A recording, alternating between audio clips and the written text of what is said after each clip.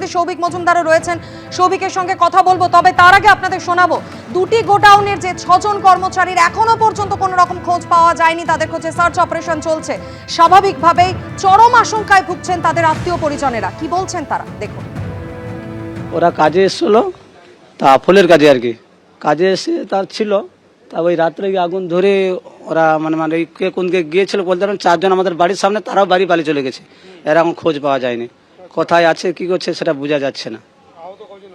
আহত 4 জন, তাকে হাসপাতালে ছেড়ে দিয়েছে। তার মাথা ফাটছে, কারোর চোখই হয়ে গেছে। না, পাইনি এখন খোঁজ। না, ফোন করে, ফোন করতে ফোনের সুইচ অফ হচ্ছে। কথা বলে নেব অপর প্রতিনিধি সৌভিক মজুমদারের সঙ্গে। সৌভিক, রাত 3টে থেকে আগুন লেগেছে, ঘড়ির কাঁটা বলছে 9.5 ঘন্টার বেশি সময় অতিক্রান্ত। 12টি ইঞ্জিন যুদ্ধকালীন তৎপরতায় আগুন নিয়ন্ত্রণে আনার চেষ্টা চালাচ্ছে। তাহলে অসুবিধাটা কোথায় হচ্ছে, কি কারণে এতটা বেগ পেতে হচ্ছে দমকল কর্মীদের? এখন আমরা দেখতে পাচ্ছি বিভিন্ন জায়গায় দাউ দাউ করে আগুন জ্বলছে।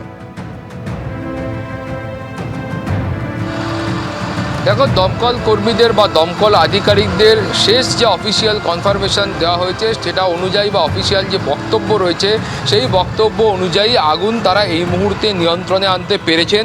যেখানে যেখানে সামান্য আগুন দেখা যাচ্ছে সেই জায়গাগুলোতে তারা জল দিয়ে আগুন নিয়ন্ত্রণে আনবার জন্য, অর্থাৎ বাকি যে অংশটা আগুন রয়েছে সেটাকে নিয়ন্ত্রণে আনবার তারা চেষ্টা করছেন। কিন্তু এই মুহূর্তে সম্পূর্ণভাবে আগুন নিয়ন্ত্রণে রয়েছে। কিন্তু যে প্রশ্নটা তুমি করলে যে এই দীর্ঘ সময় ধরে আগুন জ্বলছে, সেটাকে নিয়ন্ত্রণে আনতে এতটা বেগ পেতে হচ্ছে কেন, তার কারণ হলো এই যে গোটা চত্বরটা জুড়ে আগুন লেগেছে সেটা কিন্তু একটা বিস্তীর্ণ এলাকা, এবং এই বিস্তীর্ণ এলাকার একটা অংশ জুড়েই ডেকোরেটরের যে সামগ্রী হয়, অর্থাৎ বিভিন্ন অনুষ্ঠানের জন্য যে সেগুলোকে সাজিয়ে তোলার জন্য যে সামগ্রীগুলো প্রয়োজন হয় তার গুদাম এটা। তুমি প্রথমেই দেখতে পাবে যে ডান দিকে আমি যেখানে রয়েছি সেই জায়গা থেকে ডান দিকে দেখতে পাবে যে এখানে প্রচুর পরিমাণ প্লাইউড পড়ে রয়েছে। অর্থাৎ এই প্লাইউডগুলো দিয়ে কিন্তু তারা ডেকোরেশনের কাজে ব্যবহার করতো। অর্থাৎ যেটা আশঙ্কা করা হচ্ছে এই একই ধরনের প্লাইউড সেগুলো ভেতরেও মজুদ থাকতে পারে এবং সেখান থেকেও এই অগ্নিকাণ্ড ঘটে থাকতে পারে।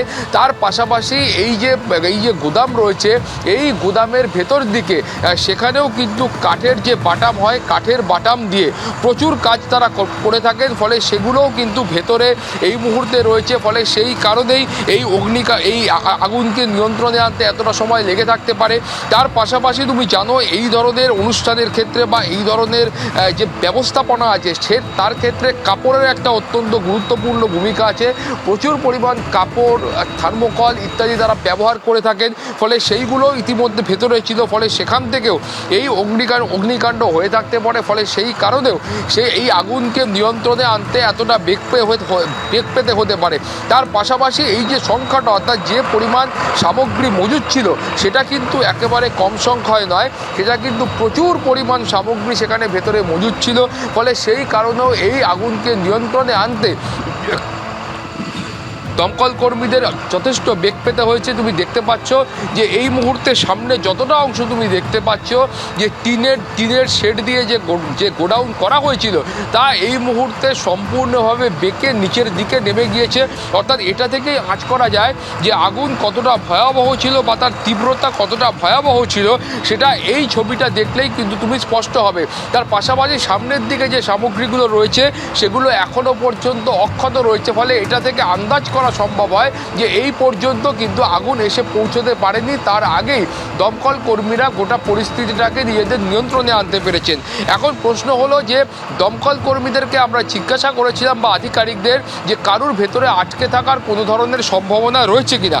দমকল কর্মীদের বক্তব্য হলো তারা যখন সকালে এসেছিলেন সেই আসার পর থেকে বহু ব্যক্তি তাদের বলেছেন যে বেশ কিছু মানুষ তারা কিন্তু ভেতরে আটকে থাকতে পারেন।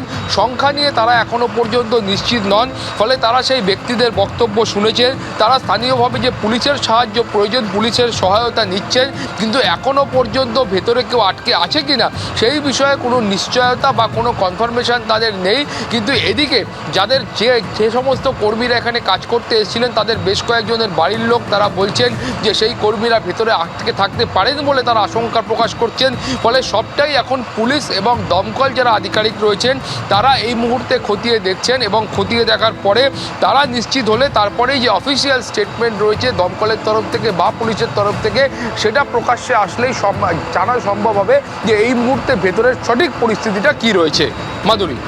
একদমই সৌভিক, তুমি আমাদের সঙ্গে থাকো। একেবারে বিভিন্ন সময়ের ছবি আপনাদের সামনে রেখেছি, যে দীর্ঘ সময় ধরে আগুনের লেলিহান শিখা, এক নয় একাধিক গুদামের বিস্তীর্ণ অংশ, একটা বড় অংশকে কার্যত গ্রাস করে নিয়েছে।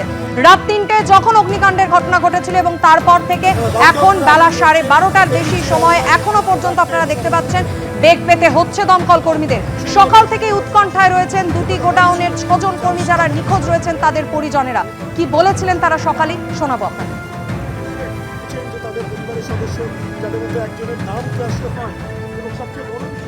পৌনে 3টের সময় ভাই ফোন করলো যে খুব পরিস্থিতি খারাপ, আগুনটা লেগেছে। একটার সময় আমরা বেরোতে পারছি না, যথেষ্ট চেষ্টা করছি কিন্তু বেরোতে পারছি না, হয়তো 10-15 মিনিটের মধ্যে আমরা মারা যেতে পারি। পঙ্কজের সাথে 4 জন ছিল। 3:30 নাগাদ এসে দেখি এই বাইরের মেন গেটে তালা মারা ছিল। ফায়ার ব্রিগেডের কল করার পরে ওনারা এসে এই তালা ভেঙে তারপরে এই নেওয়ানোর চেষ্টা চলছে। হ্যাঁ আছে, নাহলে তো খবর পেতাম।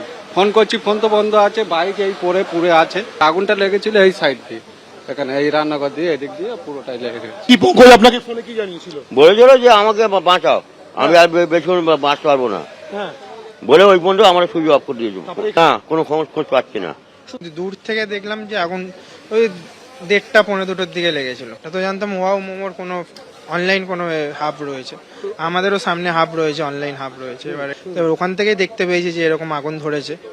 তারপর ওই পাশে সিকিউরিটিরা ছিল, আমরা ওরকম দমকলে কথা মানে ফোন করা হলো, তারপরে এসছে 1-1.5 ঘন্টা পর। এবিপি আনন্দ এগিয়ে থাকে, এগিয়ে রাখে।